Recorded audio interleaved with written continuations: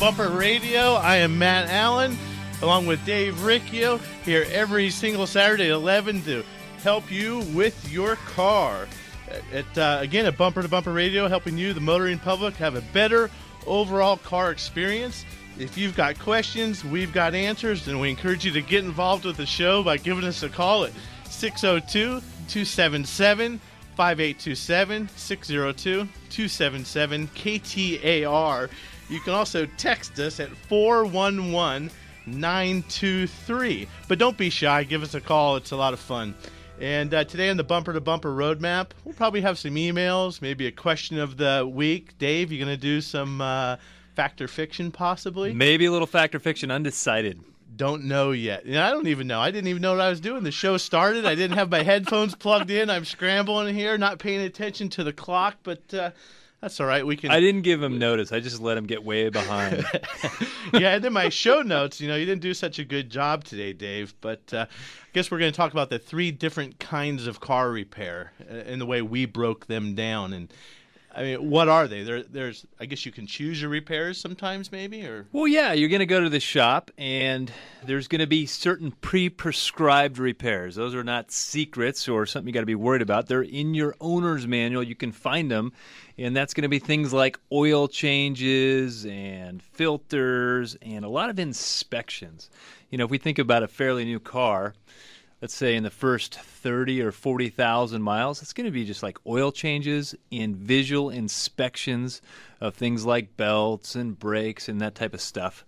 But it's pre-prescribed, and you can find it in your owner's manual.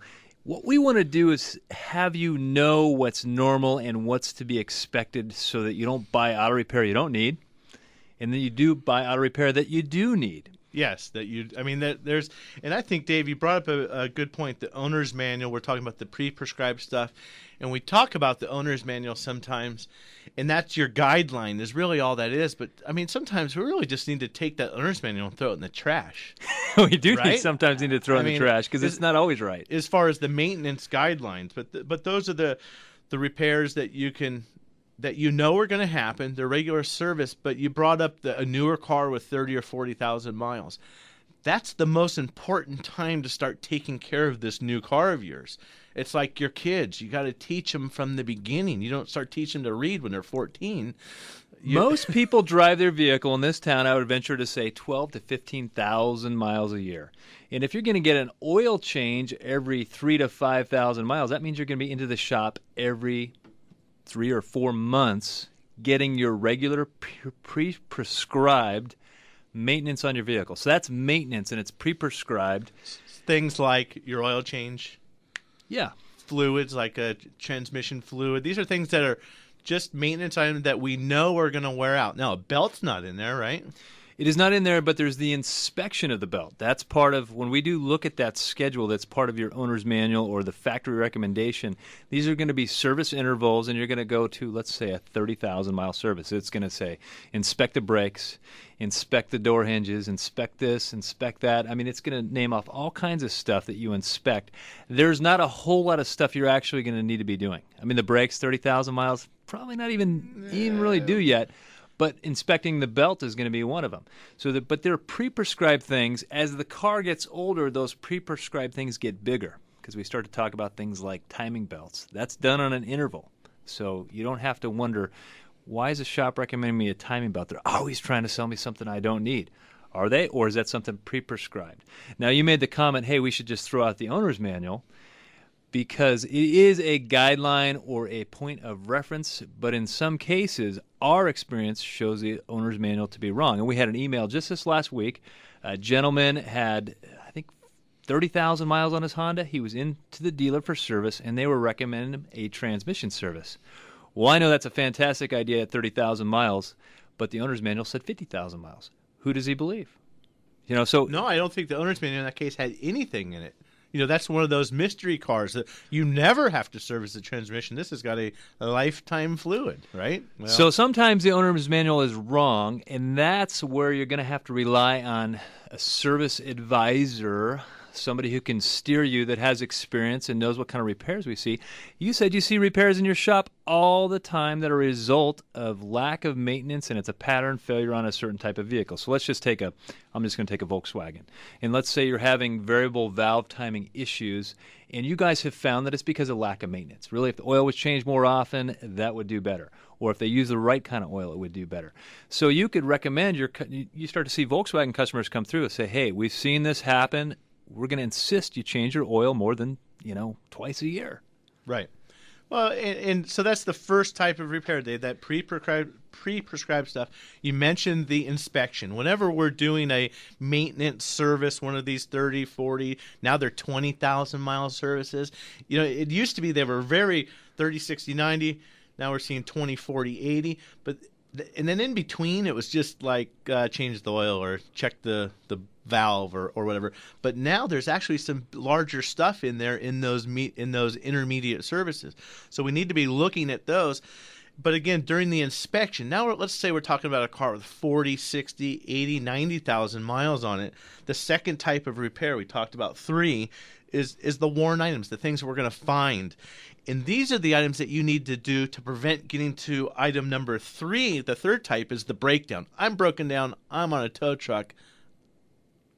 I'm in bad shape. So as we do the regular scheduled intervals and we're doing the inspection, so you're getting your oil change and they're inspecting the brakes and they go, ooh, brakes have only got like a millimeter or 2 left. They're paper thin. You need some brakes. So you're going to get brakes. That's not in your owner's manual and it's not scheduled. But based off inspection, it's time. And the other thing they may do is look at the wear on the belt and recommend a belt to you. We can see a belt starting to fray or starting to have issues, and if we ignore it, so I'm going to call that a preventative repair because we're going to go ahead and do the repair now before we have the breakdown repair, which is going to put us on the side of the road, and there's going to be a tow truck. So really, we're talking about 3 types of repairs: preventative, pre-prescribed repair, or maintenance. And then we've got preventative repair, which are things that we found during the inspection of the vehicle that need repair. And then the last is car broke down, came in on a tow truck. And if you do 1 and 2 very well, you're never going to go to number 3. There's a couple of things on number 3 we just cannot avoid. And I'll give you the alternator scenario. You can look at an alternator. Sometimes they'll start making some noise or you hear a bearing going bad on it. Sometimes they go out just like a light bulb. So you got no warning. We can look at your car all day long, but we're not going to know when the alternator is going to go out. I bought a brand new Chevy truck in 1998 for a service truck for the shop. 3 days, alternator went out. Really? Yeah, brand new. It's like a light bulb. It happens. Those fuel pump, those are some of the things you just, a crankshaft sensor, some weird thing that makes you sit on the side of the road. There's certain things you just can't prevent, but those are generally going to be electrical components. Would you not agree with that? I would absolutely agree. Because you can't look inside the computer, know when the computer is going to go bad. No, but if you take care of your battery, take care of your charging system, the likelihood of some of these items lasting longer is much better. And I don't know if I brought it up last week, but I bet if you stood outside of any shop or rode along with any tow truck. Remember, I had a fairly large towing company for many years here, and if you go tow a car or ride with a tow truck driver for 1 day, if you can stand it, it's a tough business. Those tow truck drivers out there, it's hot this time of year. You're under a lot of pressure. Nobody is happy. They're happy. They're happy to see you when you get there, but they're unhappy. You're never pulling up to a happy situation. Exactly. But the majority of those calls that we go on, and again, here's the made-up percentages, but I would be willing to bet that more than half of those are preventable repairs. And I brought it up last week, I think, when we were, Greg and myself and Dave Denman, we were out in Orlando for some training. And talking with technicians from all over the country, start talking about, oh yeah, we see a lot of these, whatever that is, this BMW problem or this Nissan problem or that Toyota problem, and talking about how much of a pain this repair is or how difficult or even how it's a good job to do in your shop. But the common theme was we wouldn't be doing any of this if people would take care of their cars. So again, it's just the maintenance, and you can choose. You should have 1 and 2. You can pick when you're going to do 1 and 2. Not number 3. You're done. When we come back, we've got Tony and Mike in open lines at 602-277-5827, 602-277-KTAR. And we're going to give you some more advice about when the service advisor tells you need things and, hey, should I buy them, shouldn't I buy them, or should I wait? You're listening to Dave and Matt on Bumper to Bumper Radio. Kiss at the turn of a To Bumper to Bumper Radio, I am Dave Riccio. He is Matt Allen, and we are talking about the 3 types of auto repair: the preventative, pre-prescribed stuff, the inspection stuff, the preventative repair, and then we've got the tow truck stuff, which is the stuff we really want to avoid. So how do you know when someone comes to you and says you need this, that, or the other? Do you buy it? Don't you buy it? What's important? What's not important? Are they just selling you something? Some people are just selling you something. I had an experience like that at the car wash. They said, "Hey, you need a fuel injector service." I was getting my wife's oil changed because I couldn't make it all the way over to Virginia They must have Auto. had a company meeting that day, and they said, "Guys, we're doing fuel injection services today." That was on the board. And so I said, "Okay, that's fantastic. Why do I need a fuel injection service?" "Well, because it's time." I said, "Time? What time?" "Well, we see you haven't done it in the last 10,000 miles, and it's due every 10,000 miles." And I thought, where do you find that 10,000-mile thing? And I asked the question. He said, "Well, that's what I was told in that meeting that morning." So fuel injection services are the coolest thing going right now. You got to have one. So how are you supposed to know? Well, I'm at a car wash that washes cars, and they're really good at it. But I'm talking to a teenager that doesn't really know much about the automobile, does not have the experience to give me advice. All he knows is what he's told, and he's told something by someone who's in the business to make money. I mean, we're all in the business to make money, but I don't know that the agenda or the motive is pure there. So sometimes we can be oversold stuff, and we're saying, okay, we've got this owner's manual. It's kind of a baseline or a point of reference, but and I would agree with this, is that fuel injection service is not in most owner's manuals. Am I wrong on that, Matt? You will not find cleaning the fuel injectors, I don't think, in any owner's manual at all. You won't find it. Now, Hyundais and Kias, they have put in, because of all the problems that people are having with direct injection. I can get on a whole nother topic. I won't go there. But if you have GDI, gasoline direct injection, you see that little acronym on the back of your car, you're going to want to be using good fuel, having fuel injector cleaning services done at a good shop, and keeping your oil changed very frequently with very good oil. But, Dave, you didn't tell the whole story. So you go in for the car wash, you wind up with an oil change. The kid's selling you fuel injection cleaning services because that's what they talked about in the monthly meeting that day. But he didn't tell you about your windshield wipers that you already knew were scraping the window. He didn't tell you there was 1 or 2 other things. The light bulbs burned out. They're just focused in on what's on their menu, on what they want to sell. So I that's where we always preach relationship. Get a shop, stay there, get to know them, understand the questions to ask. And if you're in that environment, my regular customers at my shop, they ask the questions still because we've taught them to ask, and we encourage them to ask. Well, you know what? You want them to know what relationship. value they're getting. So you want it to be explained to them. You don't want them just to say, "Hey, I whipped out my wallet for $300. What did I get for it?"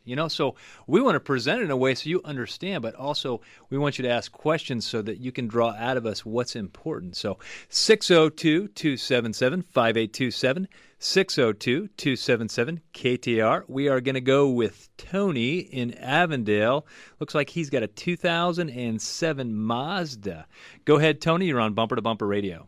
Thanks for taking my call, guys. I got a job to where during the summer I have no time off, no time to drive this nice car that I got. And I'm wondering on this maintenance stuff, if I'm not driving the thing, it's just sitting in my garage for 3 or 4 months at a time, and I might drive it once a month on a Sunday because I work in the HVAC industry, and I only get to drive it during the winter times when I got time off. What do I need to do to really keep that thing? I'm not changing the oil, every 3 months or anything like that because it might take me 5 months to drive 3,000 miles for this car. Sure, Tony. What I would do on that, one of the first things is make sure you're getting some good quality fuel in the car and put in a fuel additive that is a stabilizer. I know BG Products make some stuff, Sta-Bil, and there's probably some stuff that you can get at your Napa or AutoZone, O'Reilly, whatever. But most cars, we get this question kind of in this form a lot at my shop because we have some older folks or widows or widowers, and they don't drive a lot. So we tell them we want to see your car every 6 months, no matter what. And then there's certain fluids. There are fluids that will deteriorate with age, and some that can just sit there forever. Like, for example, transmission fluid, Dave. It's probably pretty good sitting there. It's not a big deal. However, engine coolant, that will turn to acid and can actually go bad just by sitting there. So, but you're driving the car, even though you don't drive it for much for 3 months. Right. It still gets pretty regular use. So I don't think there's anything too much that you need to do special when you're not driving the car other than make sure it's got good fuel in it. Yeah, I think the fuel's the big issue there, and things like the coolant. So in the car in 3 years, it doesn't have that many miles on it. Hey, we still want to service that coolant because it has maybe made the turn to acidity. And you can actually, do you guys use test strips where you check that? Yeah, we can test with a refractometer if it's what the freeze level is. We have dip strips where we can test the acid level. You can check it with a voltmeter. But then brake fluid. Brake fluid is another one that you won't see that in German cars. You'll see brake fluid prescribed every 2 years. Some American cars, you get into a higher-end car like a Vet or a sports car, they're going to prescribe a brake fluid change. But on most cars, it's not there. There's nothing talked about it. But in the industry, we know we need to change that, and we actually have a test that we can do, an objective test, not just, hey, you need some brake fluid because it's time. It's on the menu at the car wash. Yeah. 602-277-5827, 602-277-KTR. Thanks, Tony, for the call. We're going to go with Mike in Mesa quickly on a 2013 Camaro. Go ahead, Mike. How can we help you today? Gentlemen, it's right in line with your subject today. I wanted to change the oil in my 6-speed manual and the differential. And the Chevy owner's manual just talks about GM manual transmission fluid, part number, blah, blah, blah. And the same thing for the differential. I've had real good luck with Mobil 1 synthetic over the years, and I was wondering if you guys knew if it was the equivalent. I can give you the numbers of the fluid. They don't give you a name anymore, just a number. I wouldn't know the equivalency of the fluids off the top of my head, but I bet if you went to the Mobil website, Mobil 1, and they probably have a performance package, I would bet, for that car where it's got the engine oil. I'm just assuming. Now, if you go to, I like Redline oil or even Royal Purple, two very good oils, as well as Mobil 1. They're not popular names. You don't hear about them. There's not $1 billion of marketing behind them. But if you go to Redline oil or just search for Redline oil, you can go there and they'll have a package for your car. It's the differential oil, it's the transmission oil, it's the engine oil, and all the stuff, all the different fluids that are available to help that car perform better, make it last longer. Just there's high-end oils. You can also send us an email at bumpertobumperradio.com. And what there is among the industry, there's standards. So there's a GL4 standard and a GL5 standard. And there should be some viscosity ratings on that rather than just the GM part number, because that sounds a little too monopolistic. Just the GM part number. Well, yeah, I mean, that's what they're going to advise you to use because they know that's what works best in their car. But there's other fluid manufacturers, again, like Mobil 1. GM's not making any oil. I guarantee you they don't have a refinery. So there's other products that will work in the car. When we come back, we've got wide open lines at 602-277-5827, 602-277-KTAR. You can also text us at 411-923. You are listening to Dave and Matt, your KTAR car guys, on Bumper to Bumper Radio. This must be your music, Dave. How can you tell? I know I didn't pick because the way you're over there beating your head against your little buck-toothed little stand-up dancer in front of the microphone. But well, that's the good thing. That's why we're on radio, so nobody can see us. But see what we're doing? I'm Matt Allen. He's Dave Riccio. And every Saturday at 11, we are Bumper to Bumper Radio, here to help you with your car. So if you've got car questions, any car problems, maybe you're thinking about buying a car, selling a car, how to handle questions at the service counter, or even maybe where do I go to get my car fixed, you can always find that answer at bumpertobumperradio.com. And if you have a question that we can help you with, 602-277-5827. It's 602-277 KTAR. And if you want to text, you can do that at 411-923. Just don't do it while you're driving. Don't text and drive. Well, we've got Eric and Diana on the line, but I want to address a couple of these texts. This one here is on topic. Are things such as CV joints, power steering pumps, and other stuff part of regular maintenance? That's part of the inspection piece. So when we're doing your regular maintenance, changing your oil and changing your transmission fluid and all those other things that are pre-prescribed, sort of the mileage thing. And then we're going to look at those CV joints or CV boots. I don't hardly see CV boots go bad like I used to in the old days. Well, they're much better boots. They're probably not rubber anymore. They're probably some type of neoprene and some polypropylene, something that I can't pronounce. Kind of material that they just last longer. They're just better. You asked about the CV boot. That's going to be, we're going to find that during an inspection, but that's typically not something that you're going to ever have to mess with as a preventative measure. Not until it's broken or it's a problem or it's leaking. Now, power steering fluid, on the other hand, I think the power steering flushing and that stuff came out in the 80s when General Motors had cars. They used to call it morning sickness. The rack and pinion steering would, in the morning, it's hard to turn. Ford products, you can take a brand new Ford these days and they still make noisy power steering. So periodically, that fluid does need to be changed. I mean, the power steering fluid on cars now, sometimes it's running not only the power steering, the cooling fan could be run hydraulically by the power steering. Your power brake assist is coming from that. It could be if you have a car with active suspension. A lot of the Mercedes and BMW are using the same hydraulic oil in the power steering to control the suspension.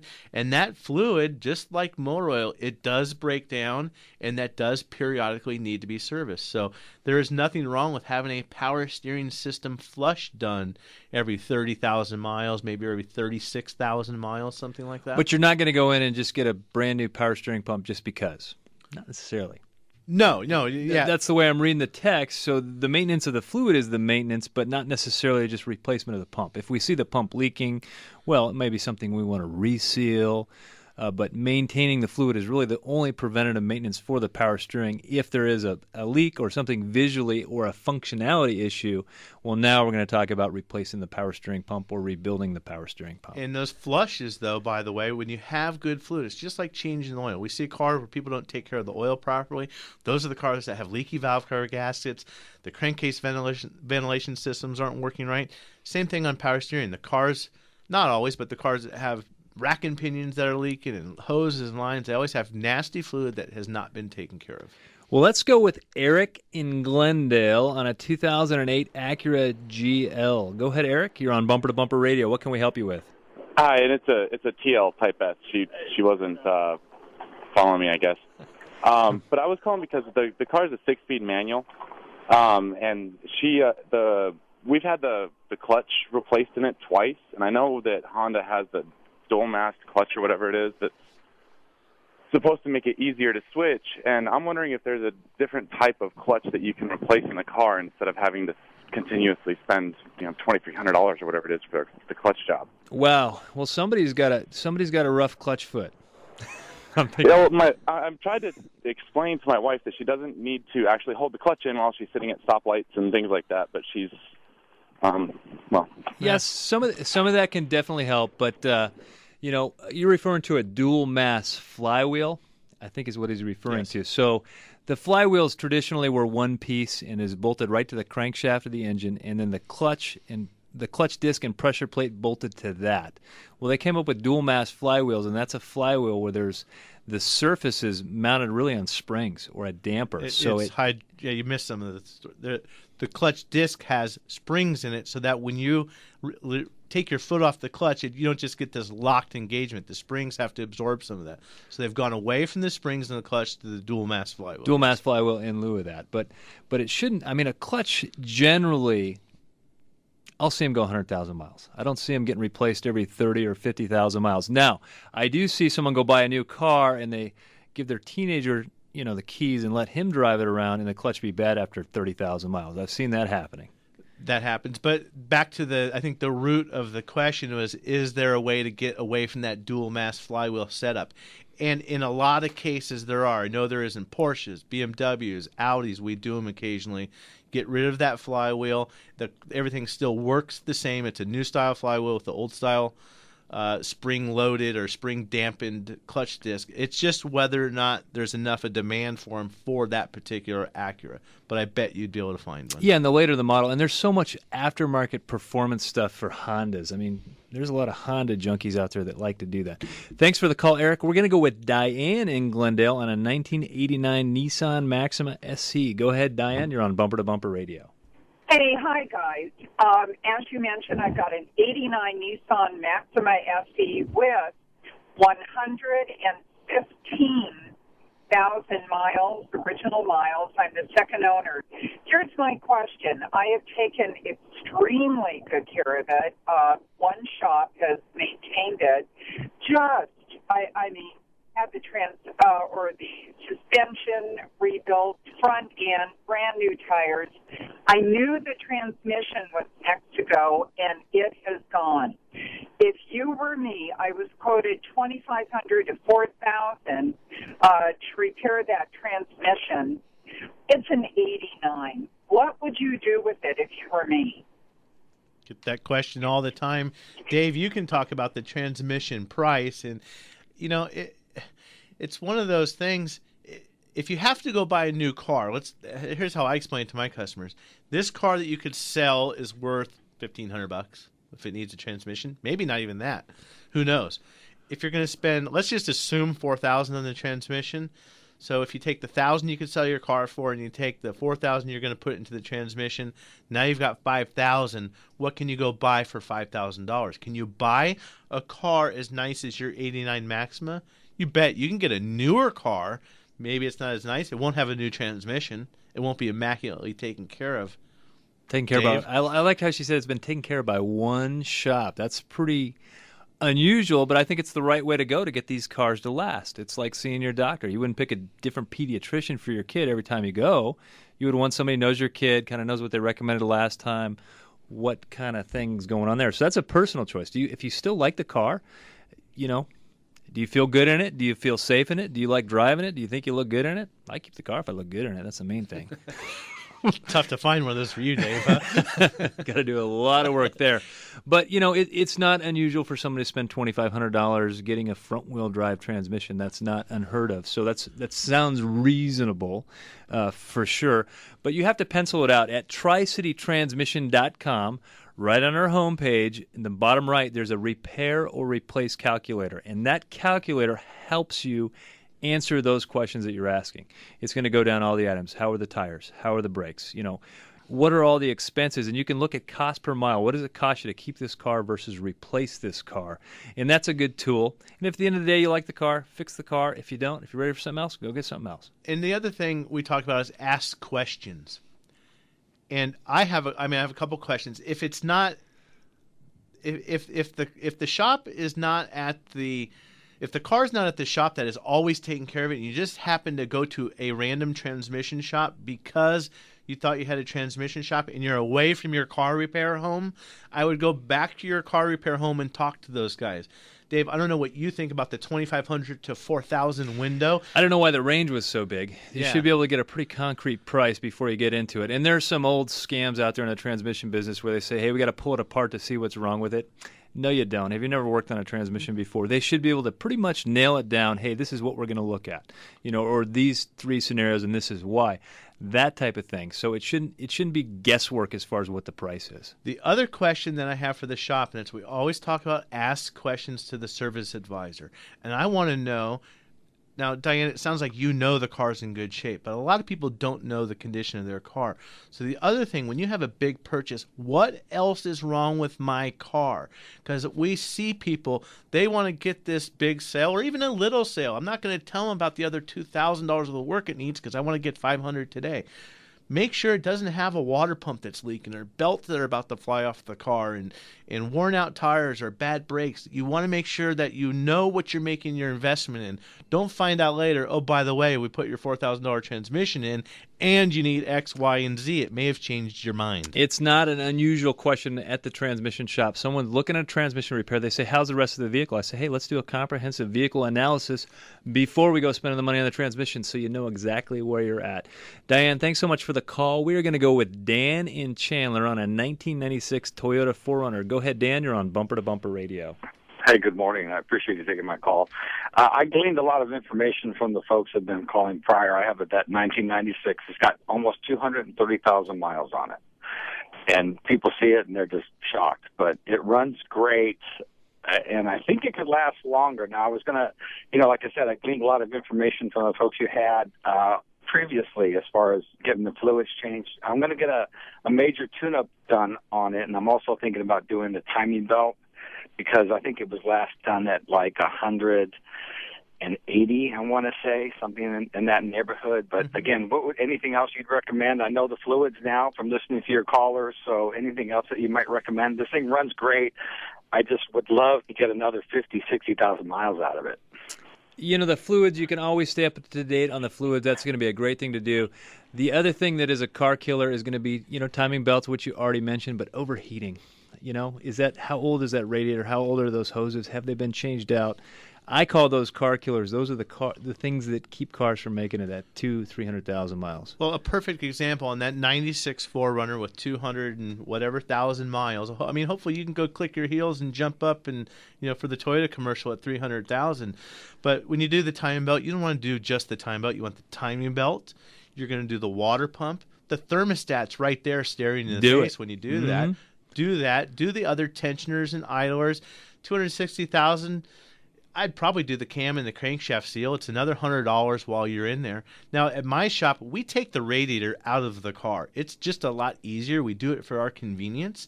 If I was riding around in a car that had the original radiator, which I doubt that you do, it's possible, but I doubt it. But if you had a radiator with in excess of 150,000 miles or 10 years old, and you really rely on your car, you need it to go out of town, I would maybe consider putting a radiator in it. But that's where you have to have the conversation with the service advisor and be at a good shop. When we come back, we've got Jim, Christopher, and Stella and a couple texts. You're listening to Bumper to Bumper Radio. Well, Matt, I didn't pick that song. Bree just took it upon herself to do it. I like her choices, though. Say it must have been Dave music. Welcome back to Bumper Radio. I am Dave Riccio. Here alongside me is Matt Allen, and I'm teaching him about cars.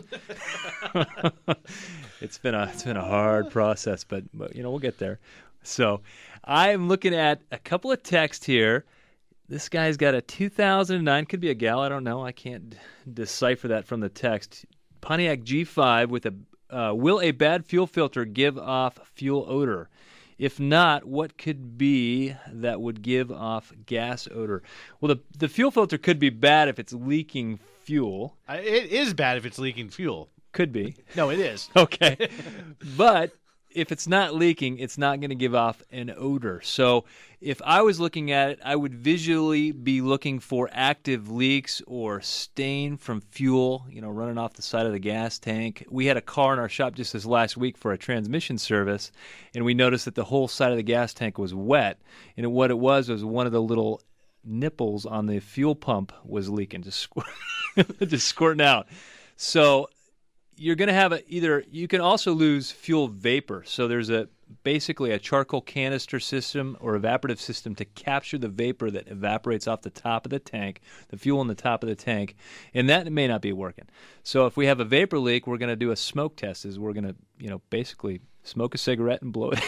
Yeah, right. Blow it into the filler hole. Take a lighter and look down inside that filler neck, see if you see anything. That's the way we used to do it before they had the fancy machines. And there's all kinds of places where you can get that fuel odor from. There's 4 or 5 probably penetrations or different spots in the top of that fuel tank. The fuel pump housing can crack. There's a number of different things up there that could give you a problem. So again, like Dave said, look for raw fuel, liquid fuel first, and if you don't see that, look for vapors. And then to help give good information for your shop when you take it in, try and pay attention. Does it happen when you go out in the morning? Is it really strong? Do you notice it after you fill the tank? Is it a stronger odor, or what happens? And that will help us potentially find the problem and save you some money. In a lot of along the way. cases, if you do have a vapor leak, you're going to get a check engine light for that. There will be a code for an evaporative system leak, either large or small. So thanks so much for the text. We are going to go with Christopher in Tempe on a 2003 Chevrolet Cavalier. Go ahead, Christopher. You're on Bumper to Bumper Radio. Hey, how's it going, guys? Good. Okay, yeah, I have a quick question. I have the 03 Cavalier, like you said. My AC compressor went out, so me and a buddy changed it. I went and got a remanufactured compressor, and we installed it with we put there's another part we changed too. Probably a dryer or an orifice tube. Yeah, the orifice tube and condenser. Yeah, we changed that all out. Well, it went smooth. Everything works now. But the thing is, my track off light and my check engine light went off. And now when I drive, the car shifts really hard. Like when I put it in reverse, drive, when it shifts, I can feel it shift really hard. Okay. I get the feeling the two aren't related. So one is an AC repair. The other one is a traction control issue or speed sensors. Well, the only way that I'm thinking they're similar, they're two different issues. But if you're in there digging around, replacing the condenser, replacing a dryer, putting a compressor in, there's a better than even chance that you potentially knocked off a wire or broke a connector or did something. So I'd first be retracing looking around your everything there. Yeah. To see what's going on. Man, you are listening. I'm paying attention. I've learned well from you, Dave. You've taught me so much. I just can't thank you enough. I mean, I don't know where I'd be without you. So retrace your steps and see if you can find something obvious that got knocked loose or bumped loose.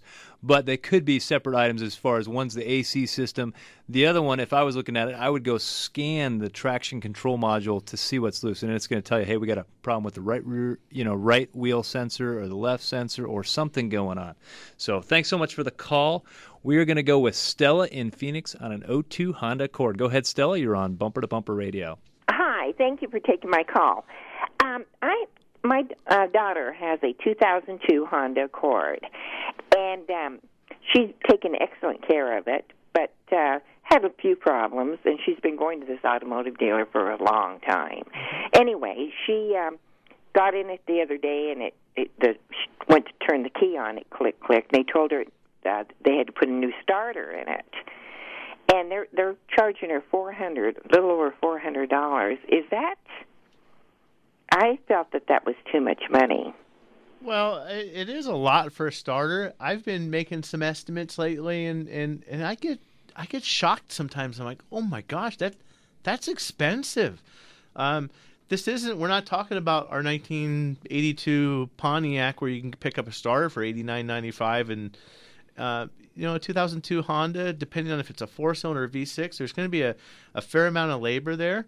And Honda starters really don't go bad very often. They're a good starter, and they cost money to replace. So I don't think $400 is out of line at all. Dave?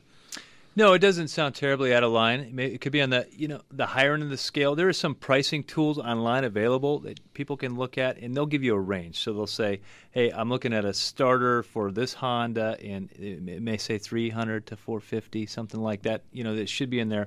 And maybe there's difference in components. You can buy a cheap starter. I could call up and get a price on a starter, and I could get a price range, that's really $100 difference between good and crummy. Right. It's like I can buy brake pads for $9 or I can buy them for $50, but they're not the same brake pads. So the quality of the component matters. And sometimes, and I don't really say this because I wouldn't, but people say, wow, that seems so expensive, So, well, I do have a cheaper, less experienced technician that I can put you on his car. He bills at a different labor rate. So, and I say that as a joke because that is also something, the quality of the shop and the quality of the person working on the car and the quality of the parts you're getting. And then also warranty is an issue. How long is the component warranted for? Well, and Stella said one other thing, too, is her daughter has been going to this shop for a long time. It sounds to me like there's a relationship there. Maybe Stella's daughter's not so worried about the $400. Maybe it's Stella that doesn't know what the price is. But if you have that relationship, you should be able to go out to go and ask them, hey, that seems pricey. Why is that? Yeah, get some explanation. Because people will say that, gosh, that's expensive. And I say, compared to what? Well, I don't know. Compared to my, I had a Buick one time and I had the starter go out on it. So why is it so much more in my Honda? They're just different. Well, we were talking about maintenance today. Is it the same? Does it cost you the same to service a Ford Focus as it does to service a Mercedes? What's your gut, Matt? Well, sometimes that's what people think. You're going to go buy this lesser expensive car, maybe an entry-level car, your Fiat or your Ford Focus. That Ford Focus has that EcoBoost technology in it. That's as high-tech as any Mercedes-Benz that you're going to find. So just because you have a lesser expensive car, you don't think you're not driving a high-line, high-end car. The technology does not discriminate. The technology is all across the lines. So that F-150 or that Mercedes or that Ford Focus, you'd be surprised that some of the maintenance that is similar, I can't even say it, is expensive, and some of them is not. It just varies. It's all over the board. Don't think that your car is going to determine the cost. Well, thanks for joining us. You can find us online at bumpertobumperradio.com. While you're there, be sure to like us on Facebook. Thanks, Bree, for running the dials. Remember not to text and drive. We'll see you next week.